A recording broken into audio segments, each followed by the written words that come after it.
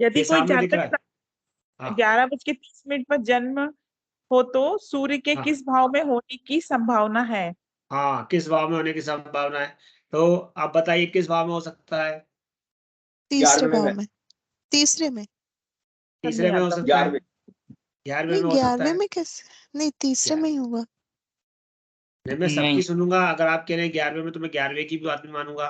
आप कहेंगे तीसरे में तो तीसरे की बात भी मानूंगा, है ना? कोई दिक्कत नहीं है। और कोई बताएगा किसमें हो सकता है? गुरुजी जब तक एक बात और बता दे, दृष्टिकोण का इन्होंने पूछा था कि ये कौन सा दृष्टिकोण होगा, तो ये दूसरा लिखा जाएगा किस दृष्टिकोण में, सिर्फ इतने लिखना है ना उत्तर। हाँ, आप वाले में लिखेंगे ना नक्षत्र द्वितीय देशकाल सिंह राशि, तो नहीं उसमें दूसरा तीसरा नहीं, उसने अगर राशि दी है कि सिंह राशि में होगा या ठीक है। कर्क में होगा या धनु में होगा, तो आपको देख लेना है कौन सी आ रही है। वहां पे धनु जहां आंसर धनु लिखा है उसको टिक कर देना। अच्छा, इसमें जो क्योंकि आपने प्रश्न ये है निकाला गुरुजी, है सूर्य तो उसमें तीनों लिखी जी। होंगी, सिंह, धनु, मेष, और एक अदर कोई सी भी लिख दी होगी या ऐसा लिखा होगा इनमें से कोई नहीं। अच्छा अच्छा, ठीक जी तो गुरु। आपको कौन सा मिला था अभी आंसर? धनु मिला था ना? धनु जी जी, धनु। तो आप धनु पे स्विच वो कर देना, बटन दबा देना। और ठीक आपको गुरु फिर दिक्कत आए तो आप रिपीट करके जब समय बच जाए तो दोबारा सही करके देख लेना। जी गुरु जी। ठीक है, देखिए ठीक। यहाँ पर एक कुंडली दिख रही है, ये नीचे लगन चलित कोई सी भी एक देख ले। तो ये वाली देखें जिसमें मेरा कर्जर चल रहा है, दिख रहा है जिसमें धनु लिखी है, हम्म है? हम्म ठीक है, ये कुंडली है, जो सी भी हो किसी की भी हो, इससे कोई मतलब नहीं है। अब उसने पूछा है 11:30 बजे, है ना? कितने बजे पूछा है? 11:30 बजे 11:30। पूछा है, 11:30। तो अनुमानित यदि हम बात करें, अनुमानित, तो प्रातः काल सुबह 6 से 8 बजे तक सूर्य कहाँ होते हैं? लग्न में होते हैं। कहाँ होते हैं? लग्न में। लग्न में होते हैं। 8 से 10 तक कहाँ होते हैं? 12वें भाग में। 12वें भाव। अरे वाह। ठीक है, 10 से 12 कहाँ होंगे? 11वें भाव में। 11वें भाव। हमारा टाइम क्या था? 11:30। ऐसे उल्टा चलेगा? हाँ, ऐसे ही चलेगा। देखिए दिन में 12 बजे का जन्म है तो सूर्य यहाँ होगा। इसमें सुकृति जी, गुरुजी। सूर्य यहाँ होगा अगर दिन में जन्म है तो। तो और रात उल्टा में क्यों जन्म है तो यहाँ चलेगा? होगा। रात में जन्म है तो यहाँ होगा। देखो, अच्छा ये देखो, इसमें कुंडली में सूर्य कहाँ बैठा है? चौथे भाव में। चौथे भाव में। देखो इसका जन्म समय देखो क्या लिखा है, ये घंटे 00:45 लिखा है। रात को ऊपर लिखा लिखा है है गुरुजी, रात 12:45 का। 0:45 लिखा है, मतलब रात का लिखा है ना। 00:45 का मतलब रात के 12:45 जी गुरुजी। अच्छा। है। तो रात को 12:45, रात को 12 बजे जन्म हो रहा है तो सूर्य यहाँ दिखेगा। और अगर दिन में 12 बजे हो रहा है तो यहाँ होगा। सुबह जन्म हो रहा है एकदम प्रातः काल में तो यहाँ होगा, और एकदम सायंकाल में हो रहा है तो यहाँ होगा। क्लियर? सबको क्लियर? अगर नहीं है तो अभी पूछो दोबारा। सर एक बार और बता दीजिए, ऐसे उल्टा क्यों चलेगा लेकिन ये? अरे उल्टा ही चलता है। अच्छा। हाँ इसमें एक बस सुविधा की दृष्टि से एक चीज बताऊं क्या मैं आपको? हाँ बताइए। उसमें क्या है कि जो दाहिना भाग है कुंडली का वो दिन भाग है और बाएं भाग है वो रात भाग है। ये ऐसा मान ले तो ठीक है। बिल्कुल ठीक है, यही बात है, यही बात है। ये जो भाग है जिसको आप कह रहे हैं प्रथम द्वितीय तृतीय चतुर्थी पंचम छठा और सातवां, ये रात है। और सातवें से 8वां 9वां 10वां 11वां 12वां पहला, ये दिन है। ये बिल्कुल सही कह रहे हैं। अच्छा, तो पहले हाँ। भाव में प्रातः हो गया सर। हाँ, 10वें भाव में दोपहर। 10वें भाव में दोपहर। हाँ, 10वें में दोपहर हो गया। और और जो शाम। 7th में शाम हो गई। और ये और रात। चतुर्थ में रात हो गई। अच्छा ठीक है। अब मैंने 6 बजे का अनुमान लगाया है। अगर हम IST जो समय लेते हैं, वो हम जो IST लेते हैं वो कितने बजे का लेते हैं मालूम है ना आपको? पंचांग का ग्रह स्पष्ट 5:30 कितने का लेते हैं? 5:30। अगर हम नॉर्मल 5:30 वाला रखेंगे तो ऑलरेडी यहाँ पे 11:30 ही आएगा। 5:30 से 7:30, 7:30 से 9:30 और 9:30 से 11:30, यहाँ पर 11:30 ही आएगा। तब भी आपका 11th हाउस ही आएगा। अगर कोई ठीक है? दूसरा सर, दूसरा एक और कोई इसी का एग्जाम्पल ऐसे ही बता दीजिए। इसी का जैसे मान एग्जाम्पल लीजिए, क्या है? अगर मान लो किसी 3 बच्चे बजे का, दोपहर में हुआ जन्म, 3 बजे हाँ दोपहर में। दोपहर में 3 बजे हुआ है तो ये आना चाहिए, ये 9th हाउस। अब हम आपका है? हम्म। कौन सा है आपका? जे- 9th में है क्या? ये कुंडली देखो, इसमें सूर्य कहाँ दिख रहा है? रात के 12 चौथे। बजे। हाँ, टाइम देखो ऊपर क्या लिखा है? 22:35 गुरुजी से 23:35 लिखा है ना, 23:25 लिखा है, सॉरी। हम्म। रात को हम्म। 11:30 लिखा है, सूर्य आपको यहाँ दिख रहा है, ठीक है? हम्म। ये नवांश है, ये D1 है। ये हम्म। देखो सूर्य कहाँ बैठा है? देखो, हाँ यहाँ बैठा है। 11:30। हम्म। तो ये हाँ ये 9 बजे का है। 9 बजे का है। ये एक्चुअल में पूर्ण मितम मई का है और हाँ। कानपुर का है। इसमें थोड़ा सा कंफ्यूजन है क्योंकि ये बिल्कुल 5:30 से 7:30, 7:30 से 9:30, इस कुंडली में थोड़ा कंफ्यूजन है कि बहुत कम ऐसा रेयर मिलेगा, क्योंकि डिग्री के अकॉर्डिंग जैसे अब इसकी 21 डिग्री निकल गई है, तो जब डिग्रियां लास्ट में आ जाती हैं तब वो ऐसा होता है कि यहाँ पर कर्क लग्न का संकेत मिलने लग, जैसे वृषभ लग्न का संकेत है, तो उससे अंतर आ जाता है थोड़ा थोड़ा, लेकिन मैक्सिमम थ्योरी वही है जो आपको दिखाई है। किसी का जो जन्म मान लीजिए 7 बजे शाम के होता है शाम तो को 7 बजे होता है, हाँ, तो हाँ, वो सेवेंथ में लगभग 7th में होगा।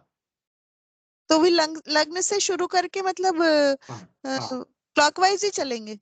हाँ, एंटी क्लॉक, ये नहीं, सुबह, क्लॉकवाइज आप तो क्लॉकवाइज चला रहे हैं इसको, हाँ कर्सर को। हाँ सॉरी, क्लॉकवाइज। लगन लगन में राशियां जो होती है वो एंटी क्लॉक चलती है, और समय जो होता है वो सूर्य जो है वो ठीक है, क्लॉकवाइज अब चलता है। समझ गई मैं। हाँ, कुछ भी देखना हो तो वो क्लॉकवाइज ही देखना है। हाँ बिल्कुल। ठीक है। हम्म। चलिए, तो हमारे सामने वो तो हो गया, हम इसको हटा देते हैं। तो ये क्लियर हो गया ये वाला क्वेश्चन का आंसर। जी। हम अगला क्वेश्चन देखते हैं।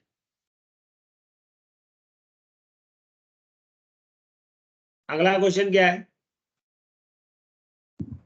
यदि सूर्य मेष में हो तो जातक का जन्म किस मास में हो सकता है? ओके, अगर मतलब सूर्य मेष में है तो जातक का जन्म किस मास में हो सकता है? किन, और मासों में लिखा है, मासों में लिखा है तो वहां पर ये भी लिखा होगा अप्रैल मई, मई जून, जून जुलाई, जुलाई अगस्त, दो मास लिखे हो सकते हैं। अप्रैल अप्रैल होगा मई सर, सर। अप्रैल होगा, अप्रैल अप्रैल में। मई। तो अप्रैल मई नहीं आ सकता? अप्रैल मई, हाँ अप्रैल मई। आ नहीं, सकता है अप्रैल में। 14 अप्रैल अप्रैल ही केवल आएगा अप्रैल लिखना है ज्यादातर। कि अप्रैल मई दोनों लिखना है? अप्रैल मई, अप्रैल आएगा वैसे तो। गुप्ता जी सही बोल 14 रहे हैं। अप्रैल से 14 मई तक। हाँ, हाँ अप्रैल गुप्ता में जी आ सही जाएगा। बोल रहे हैं। भाई क्या है, वो कह रहा है सूर्य मेष में, 15 अप्रैल उसने से अंश नहीं 15 दिया है, अंश नहीं दिया है, तो इसका मतलब सूर्य मेष हाँ, में कब से कब तक चलता अंश है ये नहीं दिया देखो, है। हाँ, कब से कब तक चलता हाँ, है? 14 जनवरी से 14 फरवरी, 14 जनवरी से 14 फरवरी। सूर्य मेष में नहीं सॉरी, नहीं वो तो मकर में चलता है। मकर में है ना वो। अप्रैल से मई तक चलेगा, 14 अप्रैल से 14 मई। मई। प्रीति जी आप बताइए, क्लियर है? यस यस सर, 14 अप्रैल से 14 मई। 14 मई। मनीषा जी कुछ बोल रही थी, वैसे तो मना कर रही थी, लेकिन अभी उनकी आवाज आई थी, बोलिए। सर यही बोल रही थी, 14 अप्रैल से 14 मई। 14 मई, ठीक है ठीक है। चलिए, आपको भी क्लियर है, इसका मतलब सबको क्लियर है, चारों क्वेश्चन क्लियर हो गए। इसमें शुरू के 2 डिफिकल्ट थोड़े से थे, ज्यादा नहीं थे हालांकि। अब हम अगले क्वेश्चन पे जाते हैं। यदि पूर्णिमा का चंद्रमास श्रवण नक्षत्र में हो तो वह कौन सा चंद्रमास होगा? यानी पूर्णिमा है जी, श्रावण मास। श्रावण मास। अच्छा ठीक है, मैं प्रीति जी आप बताइए कौन सा मास होगा? नहीं मालूम सर। नहीं मालूम, ठीक है। सुकृति जी आप बताइए। तो ये समझ में नहीं आ रहा, चंद्रमास तो एक ही हम मतलब चंद्रमास के नहीं, डिफरेंट टाइप्स उन्होंने तो पढ़े नक्षत्र नहीं दिया, है। उन्होंने नक्षत्र दिया है, नक्षत्र के आधार पर पूछ रहे हैं। अगर हाँ, पूर्णिमा को श्रवण नक्षत्र है तो कौन सा मास होगा? जैसे ज्येष्ठ, आषाढ़, श्रावण, भादव, क्वार, कार्तिक, ऐसे जो होते हैं ना, अगेन पूछ, अप्रैल मई नहीं पूछा है। अच्छा। जैसे अभी ज्येष्ठ चल रहा है, ज्येष्ठ मास हाँ, है, तो इसके बाद श्रावण आषाढ़ मास ही आएगा, होगा फिर तो। आषाढ़ आएगा, श्रावण आएगा, कौन सा बोला आपने? श्रावण मास, हाँ श्रावण। श्रावण होगा। अच्छा, हम्म। क्या क्या थ्योरी है, क्यों होगा? क्योंकि वो ऋतुएं जो लिखी हैं वो उन्हीं के नाम पे तो लिखी हैं, महीनों के नाम पे, ज्येष्ठ, चैत्र, वैशाख, ज्येष्ठ, आषाढ़, अच्छा ठीक है श्रावण, ठीक है। अच्छा गुप्ता जी भाद्रपद, आप अश्विन, बताइए कौन सा कार्तिक। होगा? ठीक है, आपका मैंने नोट कर लिया। पूर्णिमा में जिस नक्षत्र में चंद्रमा होता है वही मास माना जाता है। हाँ, तो इसलिए यहाँ पे श्रावण मास होगा। श्रावण मास होगा, यानी कि आपका कहना यह है कि पूर्णिमा के दिन वही नक्षत्र होता है और इसलिए उसका नाम उसी से पड़ता है। ठीक है, चलिए जी। सुनील जी आप बताइए। जी गुरुजी मैं नहीं समझ पाया, क्या प्रश्न, क्या आप कैसे नहीं इस पहुंच पाए, बना रहे देखो हैं? गुप्ता जी पहुंच गए, आपके बगल में रहते हैं, गोले के मंदिर पे, ज्यादा दूर नहीं है। जी मैं मैं हाँ असल में कुणाल गुरुजी तुम बताओ। मैं पिछले वाले प्रश्न में ही उलझा हुआ था, वो लिख रहा था जब तक ये अगला प्रश्न चालू हो गया, और कुछ नहीं। आप बोल देते हम रुक जाते। नहीं हाँ गुरुजी, कुणाल तुम बताओ कि कौन सा मास होगा। श्रावण। श्रावण होगा। चलिए, और कौन है क्लास में जिसका नाम मुझे दिख नहीं रहा है। प्रीति जी आपने बताया नहीं, आपको भी समझ में नहीं आया अभी। चलिए मैं आपको बता देता हूँ। मनीषा जी ने इसलिए बता दिया कि उनको पहले से क्लियर था, उसके बाद गुप्ता जी ने भी बिल्कुल सही बताया, और आपने भी सोचा ऋतु के अनुसार, लेकिन थोड़ा सा अभी दूर है सुकृति जी आप। जी मूल बात यह है, मैं पहली क्लास में एक बार बता चुका हूं कि जो हमारा नक्षत्र होते हैं, चांद्रमासों के नाम की रचना उनके आधार पर ही कही गई है। ठीक है, तो जिस पूर्णिमा पर जो नक्षत्र होता है उसके नाम से उसका मास रखा गया है। तो जी पहला हमारा मास जो सौर संवत्सर प्रारंभ होता है वो होता है चैत्र मास। कौन सा होता है? चैत्र। चैत्र मास। तो चैत्र मास हम्म। को चित्रा नक्षत्र पूर्णिमा में होता है। हम्म। फिर दूसरा मास होता है वैशाख मास, तो विशाखा हम्म। नक्षत्र वैशाख मास में होता है। और जी उसके बाद होता है ज्येष्ठ मास जो जेठ। अभी चल रहा है। हम्म। तो अब जो हम्म। पूर्णिमा है उसमें आसपास ज्येष्ठा नक्षत्र होगा। हम्म। और ज्येष्ठ मास के बाद आता है आषाढ़ मास। आषाढ़। तो आषाढ़ मास में पूर्वाषाढ़ा उत्तराषाढ़ा नक्षत्र उनमें से होगा। ठीक है, हम्म। उसके बाद आएगा हम्म। श्रावण मास। तो सावन। श्रावण हम्म। मास की पूर्णिमा को श्रवण नक्षत्र होगा।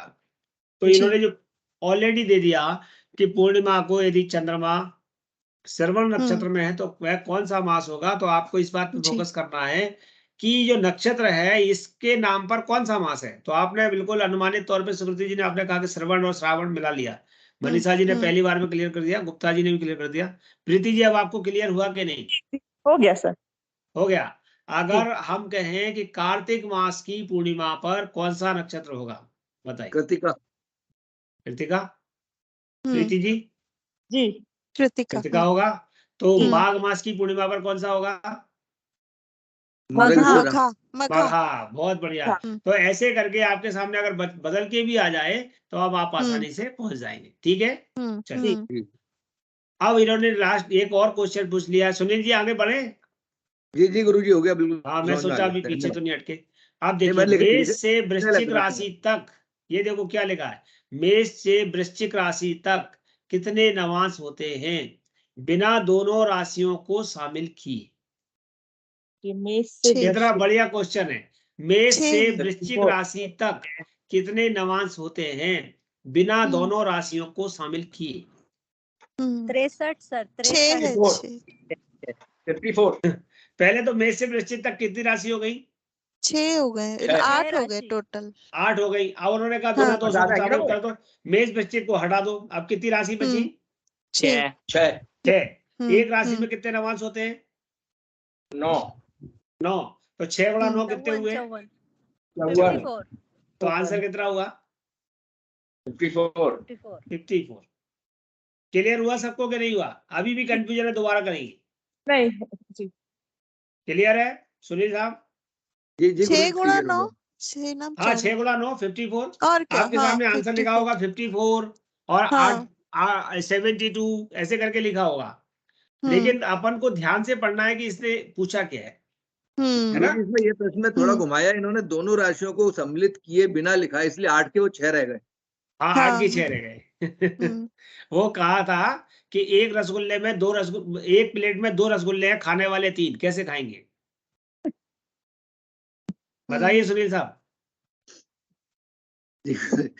एक प्लेट में 2 रसगुल्ले हैं, खाने वाले 3 कैसे खाएंगे बताइए? तोड़ तोड़ के खाएंगे, साबुत खाएंगे, और सब साबुत खाना चाहते हैं। काट के क्यों खाएंगे? एक पहले से प्लेट में बोला तो, एक प्लेट में। एक प्लेट में रखा हुआ है पहले। हाँ एक प्लेट में रखा हुआ है, 2 रसगुल्ले और है। 2 और आ गए। ऐसे पूछने वाले की अपनी तकनीक है। ये तो टोटल 6 नवांश, टोटल 6 आपने ये नवांश बोला हुए। एक प्लेट में 2 रखे हैं। हाँ, एक प्लेट में नहीं, दो और रखे हैं, तो वो भाई कहते ना, प्लेट एक है तो प्लेट तो एक ही है ना, उसमें 2 रखे हैं। अरे सर ऐसा होता है, देखिए मैं आपको बताऊं और तरीका बता दूं, बहुत अच्छा तरीका है, आपने बात की है तो थोड़े से चुटकुले हो जाने चाहिए।